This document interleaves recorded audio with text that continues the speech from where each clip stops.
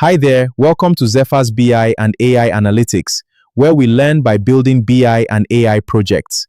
Hope you're having or had a great day. In this session, we'll be covering everything about the new Fabric items, also known as Fabric apps. So, if it's your first time on this channel, be sure to subscribe and turn on notifications so you never miss our latest BI and AI analytics content.